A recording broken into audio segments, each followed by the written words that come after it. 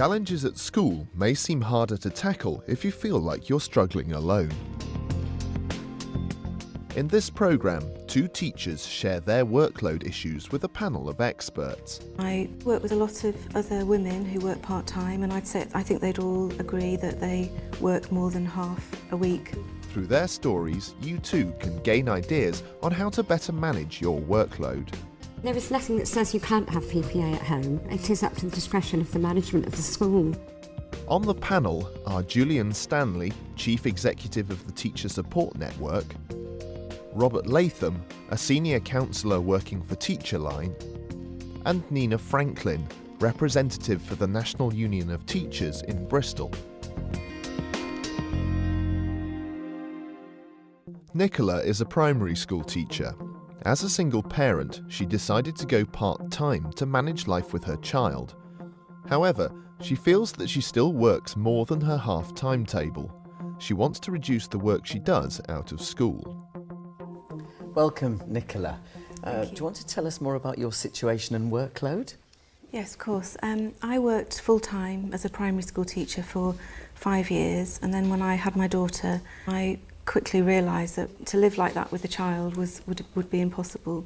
So now I work 2.5 days, which suits me. But in terms of the paperwork and the work that I do at home, I probably still do almost as much work as I used to. I think as a teacher, it's always in the back of your mind what you're doing the next week and what you might need for your lessons. Because some people argue when they go part-time that it can be the worst of all worlds because they're still working more hours as you've described. Do your colleagues have the same sort of problems? Yeah, I do work with a lot of other women who work part-time, and I think they'd all agree that they work more than half a week.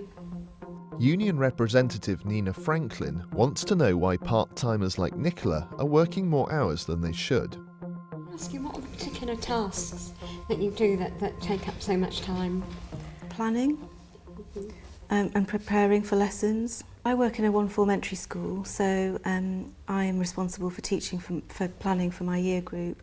Although as I do work part-time, I plan the literacy from my class and my partner teacher plans the maths, and then we teach to each other's plans, which works really well because we've got a similar teaching style. Report writing for teachers is a demanding task. Now that you're part-time, how does that look for you? How do you manage it? This year I still had to put aside 2.5 weekends to write them. I mean, I could have done a lot of, copying and pasting and making them quite generic, but I didn't want to do that. Even though I shared that task with my partner teacher, it was a massive amount of work, which I did entirely in my own time. Teachers have the right, to have a home life the same as everyone else, and also within our conditions of service to have work-life balance. I wondered if the school had actually looked collectively at what it can do to have a proper work-life balance policy in the school. I'm not aware that there's a work-life balance policy, although there may be. We have recently carried out a wellbeing audit, which all the staff completed, and that the results of that were shared with the staff. So it is something that's out there and discussed amongst everyone. Counsellor Robert Latham wants to get Nicola thinking about how she could improve her situation. If there was something around the workload demands that you could change, what would that be? I think I would be able to have my PPA time at home. Would be something that would really make a difference. I have half a day every fortnight of PPA time, and that takes place in school, and you're constantly interrupted by people asking you questions, or you walk down the corridor and children start showing you some work, and then you're 20 minutes later you're back at your desk. There is nothing that says you can't have PPA at home. It is up to the discretion of the management of the school, and it may well be that your other colleagues all feel the same. And perhaps, you could collectively approach the management and say, we would like this. Every teacher is entitled by law to a minimum of 10% of their teaching time to be spent on PPA. So it's up to you if you want to spend your PPA writing your reports or doing your planning. It's not something you can be directed about what you do in that time. And schools should have a policy about where teachers spend that time, because we are of course aware that there are many distractions in school, and it may be easier for teachers to be allowed to spend that time off-site. Whatever happens, it should be teacher direct. So, in Nicola's situation, the panel suggests looking at which planning tasks take the longest and whether these might be shared, making sure PPA time is provided, and talking to management about taking this time out of school. Next up, Chairperson Julian Stanley has another workload issue for the panel.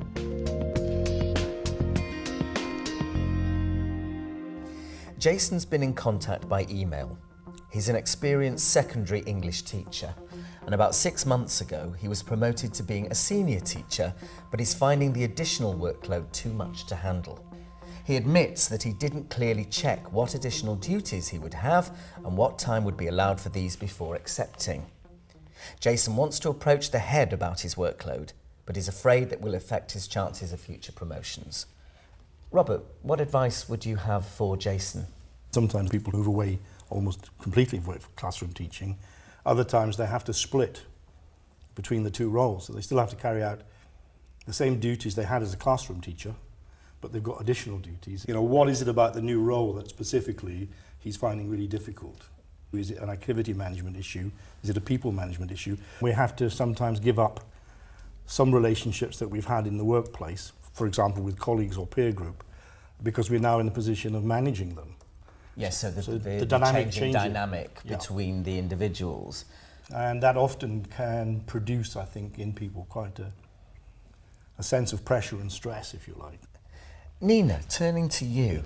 What I would say immediately to Jason is that he needs to find out if he's getting proper leadership and management time, because teachers are entitled to have special time for that.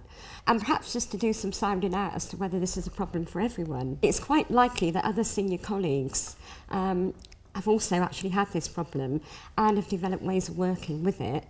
And I would say perhaps he should, approach them first. Simon recently quit his post as head of ICT in a secondary school. He feels that over a 3-year period, growing staffing and workload problems were not addressed by the school. He wants to know how to tackle similar problems in the future and how he can move on from this experience. Welcome and thanks for coming today. Do you want to tell us more about your situation and how difficulties arose? I'd worked with 2 NQTs for the first year. At the end of the first year, we had a situation where one of the NQTs left, and the following year we were down to 1 specialist ICT teacher and another teacher who unfortunately was ill for much of the year. We had to make do within somewhere in the region of 200 plus lessons covered by cover supervisors. Within a 12-month period, they just couldn't do the job of a specialist teacher. That put on a huge extra workload for me because I didn't have the help from members of the department that I had in previous years. And what impact did that have on you? There was now a backlog of work going into the following year. Yes. So coming into the 3rd year of my tenure as head of ICT, there was a lot for me to do. And what were your leadership team saying at this point about the situation? Well, I'd alerted the leadership that there was a lot of absence, a lot of cover supervision within the ICT department. I did go to the Board of Governors. I was looking to help from the my union as well. And I guess about 10 weeks into the term, we had a situation where the school suddenly decided they were going to bring in a supply teacher. Luckily, he was a specialist supply teacher, but it hadn't addressed all the issues. There were still issues with a backlog of work. If you'd been in control of that situation, what would you have hoped for from the leadership? They knew about the problems with the lack of teachers in the previous year. Something should have been done to start that new term. What was the culmination of this? What were the consequences? I'd gone to the doctor and there was talk of high blood pressure. I took a test and they said I was depressed, and I took time off work. I contacted my union again, and I was signed off for something like 6 weeks, which took me virtually to the end of the term. And that led to a situation where you left? Yep. With Simon's situation laid out, what does union representative Nina Franklin make of his case? I think you've been through an intolerable burden and have managed it for a very long time. And I think one of the things that comes across to me is the length of time that cover supervisors were being used, because they are there to supervise and not teach, and that puts an intolerable burden on you to provide the work for them to do. Mm-hmm. Teachers very often struggle on for months and months and months without asking for help, feeling guilty about perhaps bringing in the union or any others. You mentioned that this had an impact on you at a personal level. I knew I was under great anxiety, but I always thought that depression was something that is much more serious. Oftentimes what people talk about is things like difficulties in concentrating, staying focused, affecting things like appetite, sleep patterns and things like that. Was that your experience? The sleeping patterns were outrageous. You're trying to work things out, why, what's going on here, why is this happening? And you're there till 4, 5 o'clock in the morning. You cannot sleep. Contacting an organisation like us sooner rather than later is probably a good idea, because it gives you the opportunity to talk things through with someone who is not part of this, what's going on, who doesn't have a particular interest in any outcome other than offering support, guidance, and opportunity for you or anyone in your position to talk through the issues and kind of figure out a way forward. I've set my career back quite a few years by going back to main scale teaching.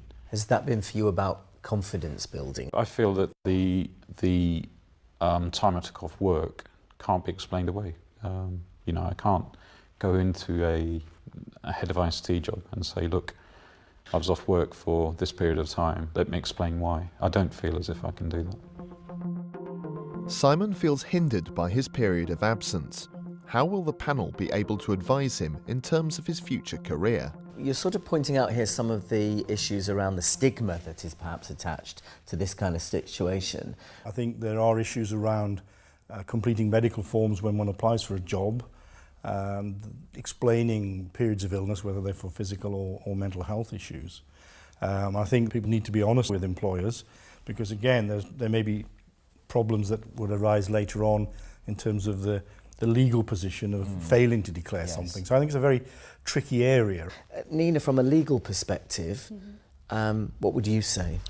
We would always advise that people are honest and that they talk about the steps they've actually taken to manage their condition with support, the high level of skills and the level of things they have to offer to the schools, so that schools are aware that this has been managed and they do still have a great deal to offer.